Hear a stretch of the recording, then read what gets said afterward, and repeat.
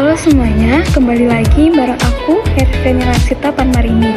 Hari ini aku mau bahas sesuatu yang kelihatannya serius, tapi sebenarnya itu dekat banget loh sama kehidupan kita, yaitu gimana sih pemerintah kita bertransformasi secara digital. Spesifiknya kita akan bedah portal Inaploc dan juga portal e-katalog melalui lensa e-government dan e-business yang aku pelajari di mata kuliah ICT Literasi Universitas Cyber Asia. Dulu, pemerintah mau beli barang atau jasa itu prosesnya panjang, belibet, dan rawan permainan. Tapi sekarang ada e-procurement. Urgensinya apa? Jelas transparansi dan efisiensi anggaran negara. Yuk kita bedah lebih dalam. Kalau kita lihat dari kacamata e-business, ada teori keren yang namanya prinsip 4P. Pertama, what? Inaploc bukan cuma web jual beli biasa, tetapi sebuah ekosistem kolaborasi data antara internal pemerintah dan juga mitra bisnis eksternal. Yang kedua, who? Di sini pelakunya jelas, yaitu government to business atau G2B. Pemerintah sebagai pembeli dan juga vendor atau UMKM sebagai penyedia. Kemudian ketiga ada where. Karena ini digital, jadi aksesnya tentu borderless. Teman-teman vendor dari Sabang sampai Merauke bisa ikut tender tanpa harus datang fisik ke kantor dinas. Dan yang terakhir ada why. Kenapa dibuat? Jawabannya adalah untuk efisiensi. Kita mau memotong birokrasi yang gemuk menjadi lebih ramping. Kemudian kita akan menganalisis efisiensi riset dan bentuk perspektif.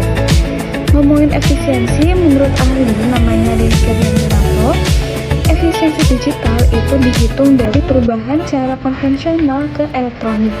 Di portal e-katalog ada yang namanya kontrak payung. Artinya harga sudah disepakati dari awal, jadi nggak perlu lagi lelang lama-lama. Ini yang disebut secara ilmiah sebagai reduksi transaction cost, hemat waktu dan juga hemat duit negara tentunya. Tapi berdasarkan riset di lapangan yang aku baca dari Analize tahun 2025, efisiensi ini kadang terhambat masalah teknis. Kalian pernah ngerasa pemerintah banget apa emang? Nah, itu secara ilmiah adalah masalah reliability atau keandalan. Jadi sistemnya sudah bagus secara betul, tapi infrastrukturnya harus terus diperkuat lagi. Kemudian satu hal yang paling keren dari sistem ini adalah otomasi administrasi. Bayangin pejabat pengadaan sekarang dibantu sistem untuk buat SPJ atau laporan pertanggungjawaban secara otomatis. Ini meminimalkan human error. Selain itu ada sinkronisasi harga dengan standar satuan harga daerah. Jadi nggak bisa tuh vendor atau asal tembak harga tinggi karena sistem bakal langsung menghitung. Terus setiap klik yang dilakukan relate meninggalkan digital audit trail atau jejak digital. Jadi kalau ada main mata, jejaknya nggak bisa dihapus. Inilah yang menciptakan akuntabilitas publik yang tinggi seperti yang dijelaskan oleh Kurban di tahun 2016.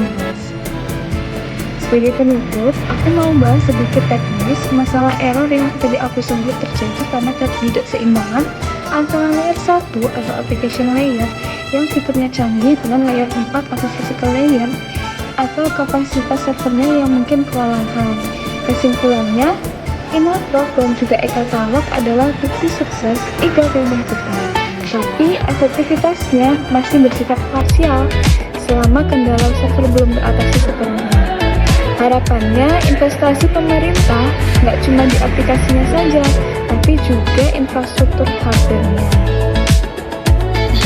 Tapi teman-teman, transformasi digital itu bukan cuma ngomongin tentang server atau sistemnya saja, melainkan juga membicarakan tentang SDM atau human capital yang ada di belakangnya.